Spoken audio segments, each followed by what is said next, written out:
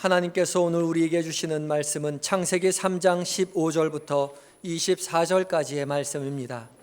창세기 3장 15절부터 24절까지의 말씀을 제가 받들어 읽겠습니다. 내가 너로 여자와 원수가 되게 하고 내 후손도 여자의 후손과 원수가 되게 하리니 여자의 후손은 내 머리를 상하게 할 것이요 너는 그의 발꿈치를 상하게 할 것이니라 하시고, 또 여자에게 이르시되 내가 네게 임신하는 고통을 크게 더하리니 내가 수고하고 자식을 낳을 것이며 너는 남편을 원하고 남편은 너를 다스릴 것이니라 하시고, 아담에게 이르시되 내가 네 아내의 말을 듣고 내가 네게 먹지 말라 한 나무의 열매를 먹었은즉 땅은 너로 말미암아 저주를 받고 너는 내 평생에 수고하여야 그 소산을 먹으리라. 땅이 내게 가시덤불과 엉겅퀴를 낼 것이라. 내가 먹을 것은 밭의 채소인즉 내가 흙으로 돌아갈 때까지 얼굴에 땀을 흘려야 먹을 것을 먹으리니 내가 그것에서 취함을 입었음이라. 너는 흙이니 흙으로 돌아갈 것이니라 하시니라. 아담이 그의 아내의 이름을 하와라 불렀으니 그는 모든 산자의 어머니가 됨이더라. 여호와 하나님이 아담과 그의 아내를 위하여 가죽옷을 지어 입히시니라. 여호와 하나님이 이르시되 보라, 이 사람이 선악을 아는 일에 우리 중 하나같이 되었으니 그가 그의 손을 들어 생명나무 열매도 따먹고 영생할까 하노라 하시고, 여호와 하나님이 에덴 동산에서 그를 내보내어 그의 근원이 된 땅을 갈게 하시니라. 이같이 하나님이 그 사람을 쫓아내시고 에덴 동산 동쪽의 그룹들과 두루도는 불칼을 두어 생명나무의 길을 지키게 하시니라. 아멘. 우리 할렐루야 찬양대회 고맙습니다. 설 연휴 중에 또 열심히 준비하셔서 함께 또 찬양의 제사로 함께 드린 것을 감사합니다. 또 연휴 중에도 오신 우리 모든 하나님의 백성들 함께 있게 되어서 감사해서 서로 감사와 격려의 박수를 하겠습니다. 고맙습니다. 우리 아직도 돌아오시지 않은 많은 교우들이 있는 것 같은데 우리 안전하게 돌아오실 때까지 열심히 기도하고, 또 우리 이제 설 연휴가 끝나면 이제 봄 맞을 준비를 해야 되지 않겠습니까? 우리 신앙과 믿음 생활에도 또 봄을 맞이하는 그런 준비가 있어야 되겠습니다. 여러분의 가정과 할 때 하나님의 크신 은혜가 또 복이 함께 하시기를 축복합니다. 성경의 첫 책 창세기 말씀은 많은 존재들의 기원에 대해서 이야기하는 책입니다. 그래서 창세기의 헬라어 구약 성경 책 제목은 기원이라는 뜻을 가진 제너시스라는 이 제목을 첫 책의 이름으로 사용합니다. 제너시스라는 말에서 요즘 차 이름이 제너시스라는 말이 있지 않습니까? 또 유대인들이 가진 성경책 창세기의 제목은 첫 구절 태초에 베레시트라는 말을 사용해서 태초에라는 제목을 가진 책입니다. 오늘 본문 3장의 말씀을 보면 인간의 죄가 어디서 시작한지를 말씀하고 있습니다. 창세기에는 인간과 세상에 나타난 많은 죄의 기원을 여러 가지 관점에서 이야기하는 책이라 할 수 있습니다. 낙원과 같은 에덴 동산 이야기에서 죄라는 말은 없지만 죄의 모습이 인간에게서 시작된 것을 말씀합니다. 인간을 범죄케 한 뱀의 존재, 그리고 하나님의 말씀에 불순종하는 인간의 탐욕, 그리고 창세기 6장을 보면 하늘의 아들들이 나타나서 땅에서 범죄하는 이야기가 나옵니다. 그리고 그 이후의 이야기는 인간이 도시와 문명을 만들면서 그 사이에 수많은 사람들 사이에 살인과 폭력과 다툼과 전쟁이라는 수많은 죄의 이야기가 인간 역사에 나타나는 것을 보여줍니다. 죄가 어떻게 시작되었는지 첫사람 아담과 하와의 이야기에서 전하고 있습니다. 인간의 삶에 이러한 죄가 시작되었지만 창세기 3장에 또한 우리가 염두에 두고 보아야 되는 것은 인간이 범죄한 그 현장에 하나님의 은혜가 또한 동시에 선포되고 있는 것을 알려주고 있습니다. 인간을 죄의 불행 가운데 하나님께서 방치하시지 않고 즉시 은혜를 선포하는 것이 창세기 3장의 말씀입니다. 인간의 범죄, 하지만 하나님의 은혜가 있는 이야기입니다. 이 주제를 세 가지 주제로 한번 살펴볼 수가 있습니다. 첫 번째는 죄와 은혜라는 이 주제가 동산 이야기에서 보여지고 있습니다. 2장의 마지막 구절을 보면 인간은 하나님의 창조를 받고 하나님의 동산에 있을 때에 벌거벗었지만 부끄러워하지 않는다, 이렇게 말씀을 합니다.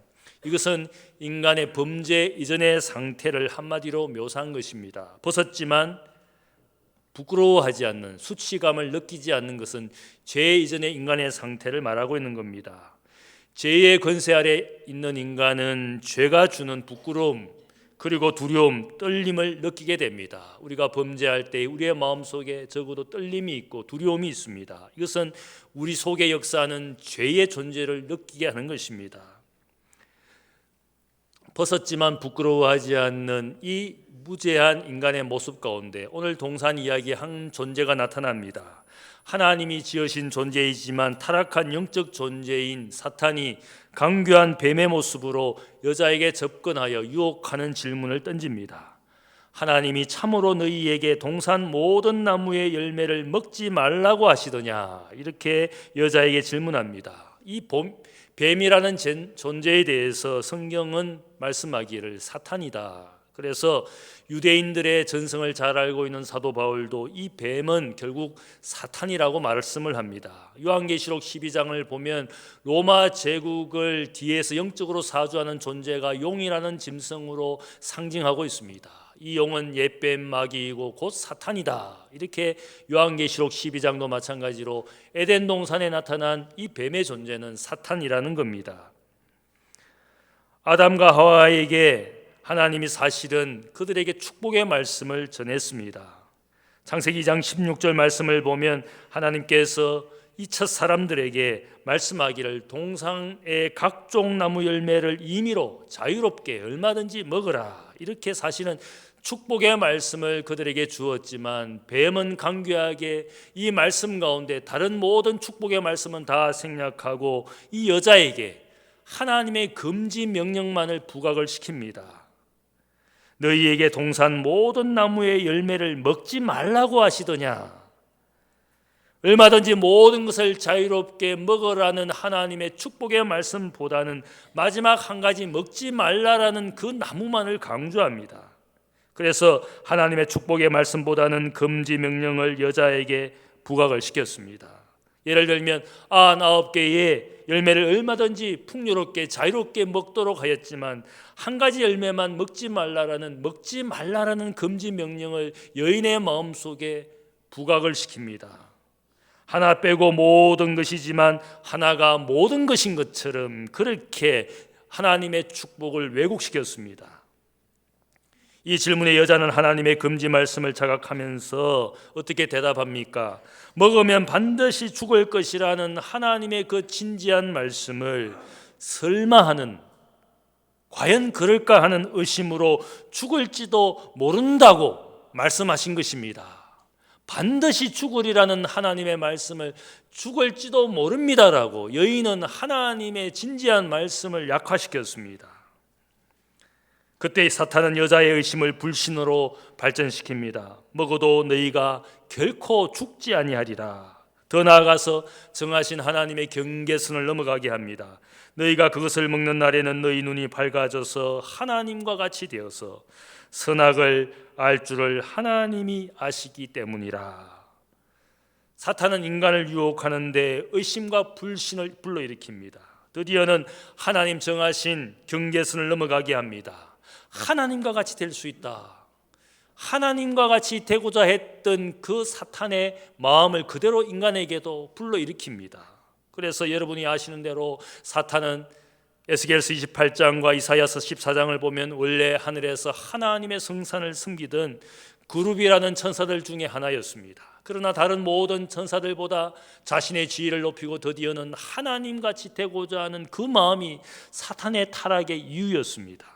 하나님이 정하신 경계선을 넘어섰습니다. 천사의 지위를 버리고 하나님같이 되고자 하는 마음, 그 마음을 가지고 또 인간을 유혹합니다. 인간의 지위를 넘어서서 하나님같이 될 수 있다라는 그런 유혹을 여자에게 하게 됩니다. 결국은 어떻게 됩니까? 이 인간은 사탄처럼 하나님과 같이 되고자 하는 그 마음으로 사탄과 똑같은 공범자가 되게 한 겁니다. 사탄은 하나님이 존귀하게 창조하신 그 인간을 자신과 똑같은 공범자로 만들어 버린 겁니다. 우리의 신앙에 한 가지 문제가 있다면 하나님의 말씀을 별로 진지하게 받아들이지 않습니다. 내게 말씀하신 것이지만 설마 나에게 그런 일이 일어날까? 설마 그럴까? 그런 의심을 우리의 마음에 가지게 됩니다. 신앙생활하면서 순종하면 복을 얻게 되리라는 그 복은 나에게 주시는 행복의 말씀이지만, 그러나 내가 불순종하면 나에게 그런 영적 불행이 일어날 것이라는 그 말씀에는, 그 진지한 말씀은 난 약화시킵니다. 설마 그 일이 나에게 일어날까? 축복은 내게 임하는 말씀이라고 생각하지만 나에게 경고로 주신 그 말씀은 내가 약화를 시킵니다. 반점만 믿습니다. 그래서 반쪽 진리, 하나님의 진리를 반쪽 진리로 우리가 받아들입니다. 반쪽 진리가 무엇이겠습니까? 반은 진실이지만 반은 거짓이라는 뜻입니다. 반은 믿으면 반은 불신한다는 뜻입니다. 만일 우리가 진리는 온전한 것이 진리인데 반쪽만 믿는다면 그것은 거짓말에 불과합니다. 신앙은, 믿음은 온전한 것이어야 되는데 내가 반점 믿고 반점 믿지 않으면 그것을 믿음이라고 말하지 않고 그것은 결국 불신이고 불신앙입니다. 나를 향하여 주신 경고의 말씀에 대하여 설마라는 마음을 가지게 될 때 하나님의 말씀을 내 인생에 진지하게 받아들이지 않는다면 그것은 불신이고 불신앙이라 할 수 있습니다. 그래서 예수님은 마귀를 말씀하시기를 진리가 그 속에 없는 거짓말쟁이이고 거짓의 아비라고, 그렇게 요한복음 8장에 말씀합니다. 이 반쪽 진리가 하나님의 동산에서 사탄과 여자 사이에 오고 가고 있습니다. 반쪽 진리, 반쪽 거짓, 이것이 교회 안에도 일어나고 있지 않습니까? 예수님께서 미래의 교회 안에, 믿음의 공동체 안에서 거짓 선지자, 거짓 목자, 거짓 성생이 일어날 것을 말씀합니다. 그들은 교회 밖의 사람이 아니라 교회 안의 사람입니다. 교회 안에서 하나님의 말씀이 아닌 것으로 인간의 말로 사람들을 유혹합니다. 하나님의 사람인 것처럼 행세하지만 사실은 그 마음속에 인간의 탐욕이 있습니다. 주여 주여 부르짖고 방언을 하고 예언을 하지만 거기에 인간의 탐욕과 시기심이 있습니다. 그래서 반쪽 진리를 말하는 것 같지만 결국은 거짓말하는 유혹자라는 겁니다. 오늘 교회 안에서 수많은 불화와 분쟁은 결국은 뭐냐 하면 그 사람이 진리를 전혀 모르는 사람이 아니라 진리는 알지만 반쪽 사람이라는 겁니다. 여인은 하나님처럼 될 수 있다는 말에 결국 99개의 축복을 다 거절하고 스스로 하나의 저주를 택한 어리석은 선택과 결정을 한 것이지 않습니까? 결국 이 에덴 동산은 인간의 불행이 되고 죽음이 되었다라는 사실을 알려주고 있습니다. 하나님이 창설하신 첫 번째 동산에서 인간은 스스로 자기에게 저주와 불행이 되는 것을 선택한 어리석은 인생의 모습입니다. 이것이 죄의 모습입니다. 그런데 우리가 하나님의 동산이 이것으로 끝난 것이 아닙니다. 신약 성경에는 다른 하나님의 동산, 두 번째 동산을 보여주고 있습니다. 그것은 사탄과 영적으로 싸워서 이기시는 주님의 모습이 있는 하나님의 동산입니다.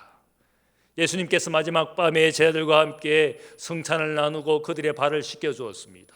그 밤이 끝나갈 즈음에 제자들을 데리고 겟세마네 동산에 올라가셨습니다. 겟세마네 동산에서 주님께서 밤이 새도록 기도하셨습니다. 성경을 보면 누가복음 22장 39절을 보면 예수님께서 예루살렘 성전에 올라오실 때마다 성전뜰에서 그분의 말씀으로 백성들을 가르치시고는 밤이 되면 습관처럼 겟세마네 동산이라는 곳에 올라가셔서 기도하신 모습을 이야기합니다. 거기에 말씀 보면 습관처럼이라는 이 말씀에 의미하는 것은 무엇입니까? 늘 주님은 예루살렘에 오실 때마다 밤이 되면 겟세마네 동산에 가서 밤이 새도록 기도하신 주님이라는 말씀입니다. 그래서 예수님을 배반한 가룟 유다가 대제사장이 보낸 군병을 이끌고 그 밤에 주님을 배신하고는 그 겟세마네 동산에서 주님께서 그 시간 그 밤에 반드시 거기서 기도하실 것을 알았기 때문에 이 가룟 유다가 군병을 이끌고 오지 않습니까? 어두컴컴한 밤에 주님께서 거기서 기도하시는 장소이니까 군병을 이끌고 거기에 예수님의 존재를 군병들에게 지목하여 알려주었습니다. 그것이 배신의 밤이 되었습니다. 그러나 예수님에게는 그 밤은 기도의 밤이었고 겟세마네 동산은 기도하는 동산이었습니다. 마지막 밤에서 겟세마네 동산에서 예수님께서 간절히 3번 기도하셨다고 말씀합니다. 겟세마네라는 이 동산의 이름의 뜻은 기름 짜는, 특별히 거기에 올리브나무, 감람나무가 많았기 때문에 거기서 올리브유를 짜는 그런 틀을 가지고 그 동산에서 기름을 짜는 장소였습니다. 기름 짜는 틀이라는 이 겟세마네 동산에서 예수님께서 3번 간절히 기도하셨습니다. 어쩌면 이것이 의미하는 바는 당시에 올리브 열매는 3번 짰다 그럽니다. 첫 번째 짠 기름은 성전에 바쳤습니다.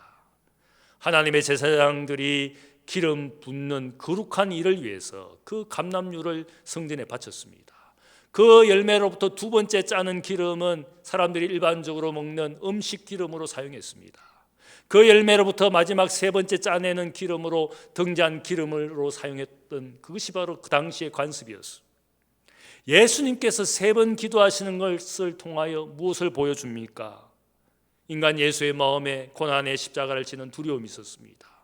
고난의 잔을 마시지 않기를 원하는 그런 인간 예수의 마음이 있었지만 마지막까지 기도하심으로 하나님 아버지의 뜻에 순종하게 해달라고, 고난을 피해가고 싶지만 이 고난에 순종할 수 있는 아들이 되도록 기도하셨습니다. 영적 전쟁에서 그 마음속에 일어나는 고난과 십자가를 지기를 원치 않은 인간의 마음을 넘어서는 영적 전쟁에서 승리하는 기도의 동산이었습니다. 자신이 기름 부음 받은 메시아인 것을 보여주는 기도를 드리셨습니다.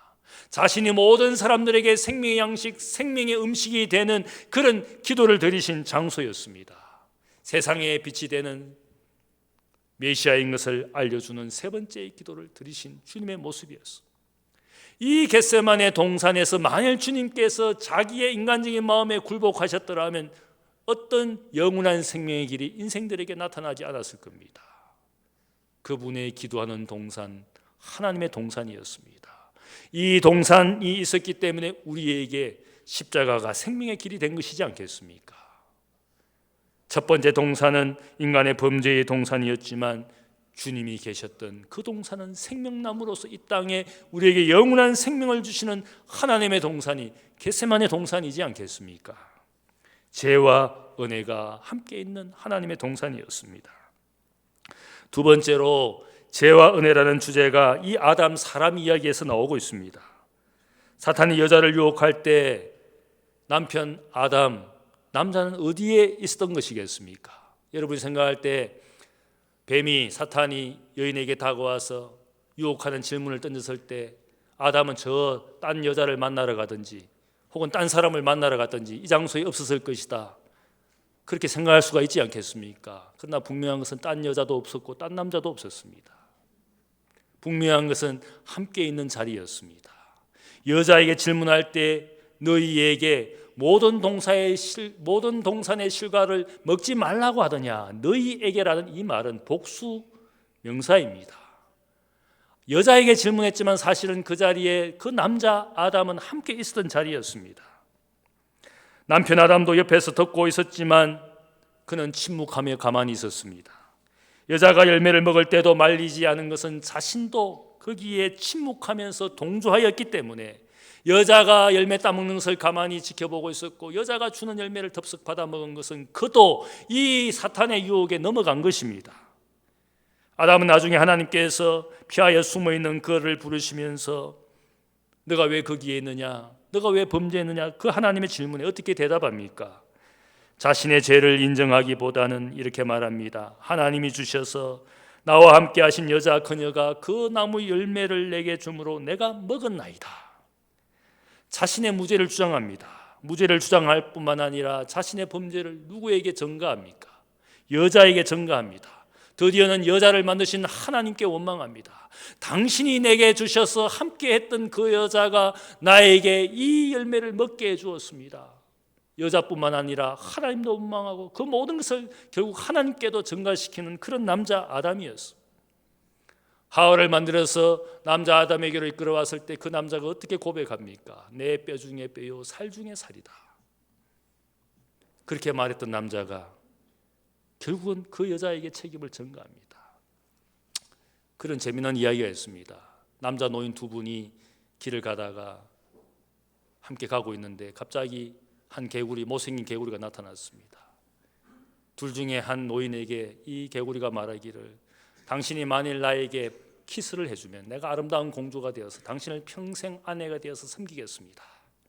나에게 뽀뽀만 해주면. 그때 그 노인이 갑자기 그 개구리를 주머니에 넣고는 가던 길을 가고 집에 도착했습니다. 옆에 보던 친구 노인이 물었습니다. 이제 그 못생긴 개구리에게 뽀뽀를 할 거냐고. 그랬더니만은 이 노인이 대답하는 말이, 아니야, 내 나이가 되면 이제 여자가 필요한 것이 아니라 말하는 개구리가 필요해. 그러고는 뽀뽀를 하지 않았어.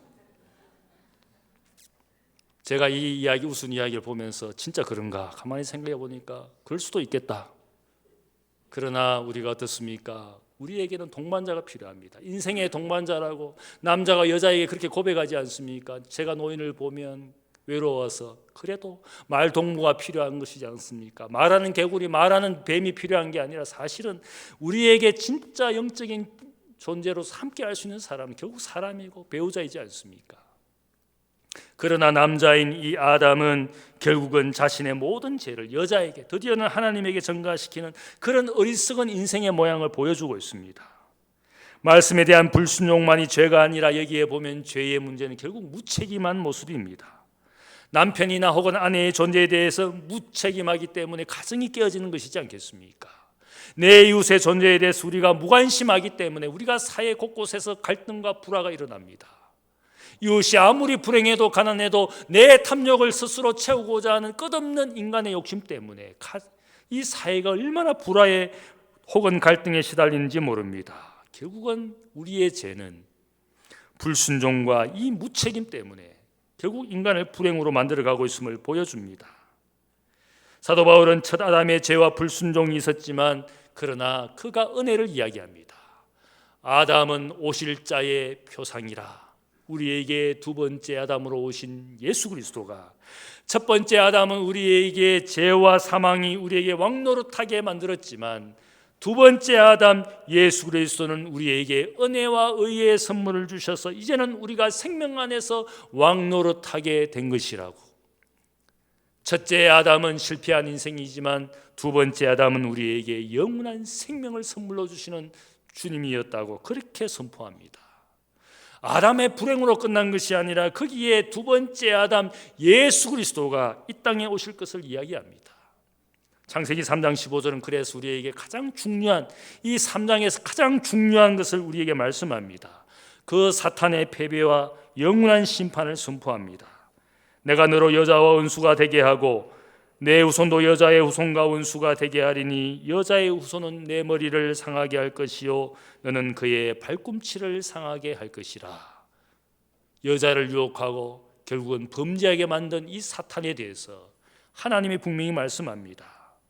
여자의 후손이 너의 머리를 상하게 할 것이다. 여자의 후손, 인간의 아들 인자로 오신 예수 그리스도가 뱀을 결정적으로 패배시킬 것이다. 이 말씀의 의미가 뭡니까? 여자의 후손은 발꿈치를 상하는 가벼운 상처를 입을 것이라는 겁니다. 인간의 죄와 죽음 때문에 십자가에 돌아가신 주님의 죽음이었지만 그 죽음은 결코 큰 상처가 아니라 주님에게는 작은 상처에 불과합니다. 왜냐하면 그 죽음을 이기시고 부활하신 것이기 때문에 주님에게 십자가의 죽음은 가벼운 상처에 불과합니다. 그러나 죽음과 죄에서 부활하신 예수 그리스도의 그 부활은 사탄의 모든 권세를 깨트려 버리신 주님의 부활이었습니다. 사탄의 머리가 상하는 결정적인 패배와 결정적인 심판이 사탄의 역사를 그치게 했습니다. 창세기 3장 15절은 우리에게 이미 예수님으로 말미암는 구원의 복음을 인간이 범죄한 그 장소에 즉시 주님께서 은혜를 선포해 주셨습니다. 죄가 있는 곳에 하나님의 은혜도 함께 있는 겁니다. 인간은 자유의지로 99개의 복을 거절하고 한 개의 저주를 우리가 선택했지만 하나님은 그 자리에 이미 하나님의 은혜의 선물을 준비하셨다는 겁니다. 둘째 아담으로 오실 예수 그리스도가 여자의 후손으로 이 땅에 오실 것을 그 범죄의 현장에서 즉시 선포했습니다.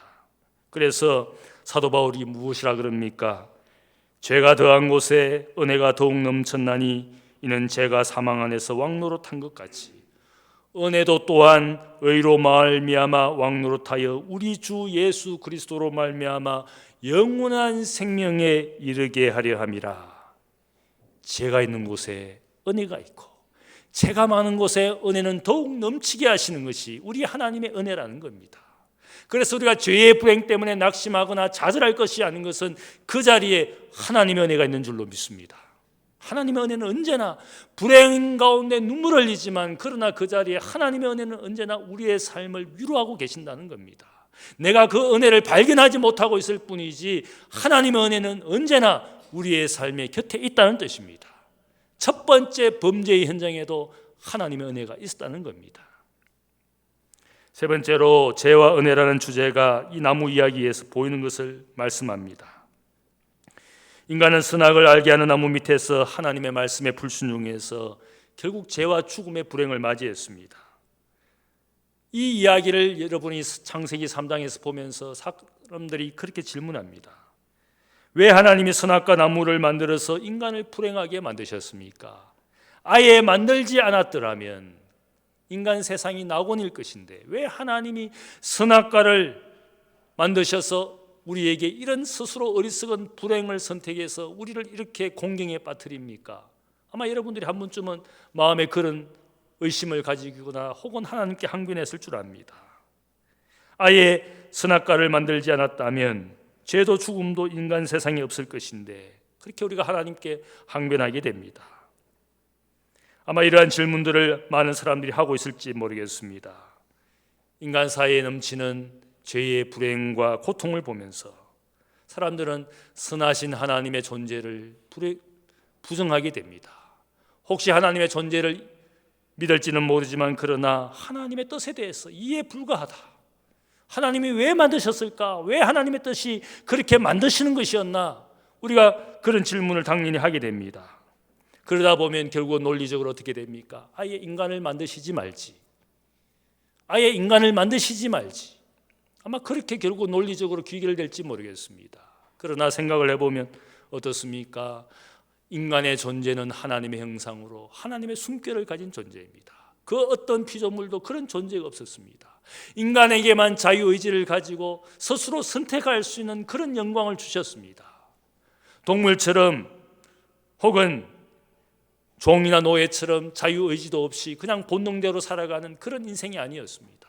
로봇처럼 감정이나 기분을 따라 살지 못하는 그런 존재도 아닙니다. 인간만이 가진 영광과 인간만이 가진 특권이 있습니다. 만드시지 말지가 아니라 우리의 존재를 보면 얼마나 우리가 귀하게 창조되었는지.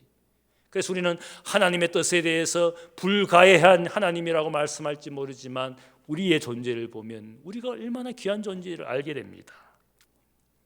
인간의 불행과 죄의 모습을 보면서 우리가 안타까워할 수 있습니다. 그래서 오늘 나에게 있는 불행과 시련 때문에 눈물 흘리는 분이 얼마나 많습니까? 우리가 드라마나 책을 보다 보면 거기에 주인공이 있습니다. 주인공의 불행이나 시련, 억울하게 모함당하는 장면을 보면서 그 독자들과 청중들은 다 시청자들은 안타깝게 생각합니다. 그래서 우리의 마음의 한켠에 빨리 주인공의 불행이 끝나고 행복 모드로 바뀌면 좋겠다. 아마 그런 생각을 우리가 가지게 됩니다.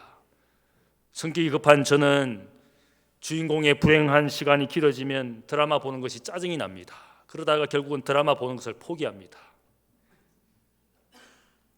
제가 미국에서 박사시험을 종합시험을 다 치고 나서 당시 한국에서 가장 인기가 있었던 드라마 대장금을 한인 가게에 가서 비디오 테이프로 몽땅 다 빌려서 제가 보기 시작했습니다.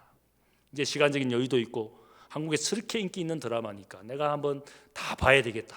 그렇게 테이프를 틀어서 보기 시작했습니다. 그런데 장금이가 시련이나 불행을 당하면 짜증이 나서 제가 비디오 테이프를 빨리 감아버렸습니다. 그러다 또 음식 이야기가 길어지면 그것도 빨리 돌려버렸습니다. 제가 음식에는 별로 관심이 없으니까. 그러다 보니까 대장금 드라마를 하루 만에 다 보았습니다. 그래서 사람들이 저에게 묻습니다. 어떻게 하루 만에 다 보았냐고. 그래서 제가 이야기합니다. 장금이가 불행당하면 짜증이 나서 음식 이야기가 나오면 짜증이 나서 내가 다 돌려보았다고. 그 뭐하러 봤냐고 대장금을. 분명한 것은 제게 기억나는 것이 하나 있습니다. 제가 마지막은 분명히 보았습니다. 대장금 드라마의 마지막을 보니까 장금이가 남자 주인공 등에 업혀서 가는데 얼마나 행복한지 모릅니다. 저는 지금도 그것만 생각합니다. 장금이의 시련 불행은 별로 보고 싶지 않습니다. 어떻습니까? 우리 인생도 그렇지 않습니까? 우리는 지금 인간의 역사 속에 내 삶의 불행과 시련이 있지만 이것이 내 삶의 공경이 되고 고통이 되고 짜증이 나면 우리가 무엇을 생각해야 됩니까? 인간의 마지막 드라마가 있습니다. 하나님이 다 만들어 주셨어요. 거기에는 하나님의 장막에서 사람들이 함께 거하면서 하나님이 그들의 하나님이 되고 그들은 하나님의 자녀가 되는, 거기에 에덴 동산의 생명나무의 열매를 먹어보지도 못하고 쫓겨났던 요한계시록 22장 마지막 장을 보면, 마지막 책 마지막 장을 보면 에덴 동산에 있던 생명나무의 열매가 온 인생을 치유하고 구원하시는 그런 생명나무가 크게 등장합니다. 그것이 우리의 마지막 장면이지 않습니까? 불행한 죄의 인간 역사가 성경에 가득하지만 인간의 역사에 희망을 보여주는 나무가 있습니다. 신명기 21장 23절에 보면 나무에 달린 자는 하나님께 저주를 받은 인생이라. 인생 모두는 하나님의 법에서 벗어나서 율법의 저주 가운데 나무에 달려 죽어야 될 인생이지만 우리가 달려야 될 그 나무를 십자가를 지시고 대신 죽으신 주님의 이야기가 바로 십자가 이야기이지 않습니까? 그것은 더 이상 저주하는 나무가 아니라 오히려 우리를 구원하시는 십자가가 되었습니다. 그래서 우리 모두에게 희망이 생긴 주님의 십자가이지 않습니까? 첫 번째 나무 아래에서 인간은 실패한 인생이고 범죄한 인생이고 불행한 인생이었지만 인간의 역사에 나타난 주님의 십자가는 우리에게 생명의 길이 되신 것이 아닙니까? 그것이 바로 주님의 십자가입니다. 생명나무의 열매를 먹게 되는 마지막 저 천국에서 이야기를 성경의 마지막 책 마지막 장이 이야기합니다. 여러분의 인생의 시련과 불행 때문에 마음 상하고 눈물 흘리고 있다면 여러분들이 무엇을 보아야 되겠습니까? 우리의 인생에 우리의 모든 눈물을 씻어주시고 더 이상 죽음이 존재하지 않는, 고통이 존재하지 않는 마지막 하나님의 구원의 드라마를 우리가 보면서 위로를 얻어야 되는 것이지 않겠습니까? 마지막 장면을 이미 보여주신 줄로 믿습니다. 거기에 행복과 영생의 이야기를 하고 있습니다. 성경에 많은 책들을 쓴 인간 저자, 인간의 손들만 가득하다면 성경의 이야기는 플롯도 없는 잡다한 이야기가 가득할 겁니다. 그러나 이 모든 구원의 드라마 성경의 책의 이야기는 저자는 한 분밖에 없습니다. 하나님만이 저자입니다. 인간의 모든 손들은 그들은 서기관의 손에 불과합니다. 하나님이 말씀하신 대로 그들은 적었을 뿐입니다. 하나님이 구원 드라마의 모든 플롯을 다 그분이 지으셨기 때문에 모든 이야기가 잡다한 것 같지만 마지막 드라마로 가고 있습니다. 일관되게 죄가 있는 인간의 역사에 하나님의 은혜가 이미 시작되었고 그 구원의 드라마를 완성해가는 하나님의 손길만이 성경에 가득한 것을 말씀합니다. 인간이 저자가 아니라 하나님이 저자이시기 때문에 그 플롯은 늘 일정합니다. 하나님의 영이 그들을 감동하여 우리의 인생의 구원을 베푸시는 하나님의 은혜를 이야기하는 것이, 하나님의 사랑을 이야기하는 것이 성경이지 않습니까? 여러분의 인생의 시련과 불행의 시간 때문에 눈물을 흘리고 있습니까? 하나님의 구원의 드라마가 완성되어 있습니다. 우리는 에덴 동산의 첫 장면을 보고 낙심하거나 항변하거나 하나님 계시지 않는다고, 하나님의 뜻을 모르겠다고 좌절할 수 있습니다. 그러나 주님의 동산, 겟세마네 동산에서 그분은 땀방울이 핏방울처럼 보이기까지 하나님의 뜻에 순종하기 위하여 기도하셨습니다. 영적으로 승리하셨습니다. 첫째 아담 때문에 우리의 인생에 죄와 불행이 있지만 둘째 아담 예수님을 통하여 우리가 영원한 생명을 얻게 되었습니다. 첫째 나무 아래에서 인간은 스스로 불행을 택하고 저주를 택했지만 둘째 나무 십자가 밑에서 우리는 영원한 생명을 택하게 되었습니다. 인간이 범죄한 그 장소, 이제는 죄 때문에 부끄러워하는 그 인생을 향하여 아담아 너가 어디에 있느냐, 아담아 너가 어디에 있는 것이냐, 이것은 그를 책망하거나 심판하시기 위하여 부르는 음성이 아니라 죄 때문에 부끄러워하는 그 인생을 불러주신 하나님의 은혜의 음성이었어. 부끄러워하는 그를 향하여 하나님께서 가죽 옷을 입혀주었습니다. 그 가죽 옷은 예수 그리스도의 의의 옷이었습니다. 죄 가운데 스스로 죽음을 택한 어리석은 인생들에게 예수 그리스도를 그에게 덧입혀 주신 것이 바로 창세기 3장의 이야기입니다. 여러분의 인생이 이 은혜가 있는 줄로 믿습니다. 지금의 시련과 불행 때문에 눈물 흘리고 상심할 수 있지만, 그러나 구원의 마지막 드라마를 보여주신 하나님 앞에 감사하면서, 주여 제가 여기 있습니다, 나를 불러주셨습니까? 스스로 어리석은 선택을 하여 사는 인생, 늘 하나님의 진리를 반쪽 진리처럼 믿는 이런 어리석은 인생을 향하여 아담아 너가 어디에 있는 것이냐, 그 은혜의 부르심에 응답하여 여러분의 인생이 참 행복이고 생명이 여러분에게 역사하는 그런 신앙으로 올 한 해를 살아가시기를 주님의 이름으로 축복합니다. 사랑의 아버지 하나님, 감사합니다. 하나님 아버지, 우리는 인생의 불행과 시련 때문에 낙심하고 좌절하며 눈물을 흘릴 수 있는 그런 인생의 모습입니다. 그러나 그때마다 내 곁에 은혜로 부르시는 하나님의 음성을 듣기를 원합니다. 언제나 하나님의 은혜는 내 인생의 곁에 있었음을 고백합니다. 우리의 시작은 미약하고 죄로 점철된 인생이지만, 그러나 주님의 십자가가 우리에게 영원한 생명의 길을 열어주셨음을 감사합니다. 하나님 준비하신 구원의 마지막 드라마를 우리가 알고 있습니다. 더 이상 불행도 눈물도 죽음도 없는 그곳에 영원한 생명의 나무, 그 열매를 먹으며 우리의 모든 인생의 질고와 불행을 치유하시는 생명나무의 열매를 먹게 되는 하나님 나라를 기다립니다. 믿음으로 소망으로 사는 하나님의 백성 되게 하시고, 믿음으로 이 2020년 새해에는 하나님의 모든 진리를 나에게 말씀하시는 참 진리로 믿고 순종하는 주의 백성 되게 하여 주옵소서. 감사하며 예수님의 이름으로 기도하옵나이다. 아멘.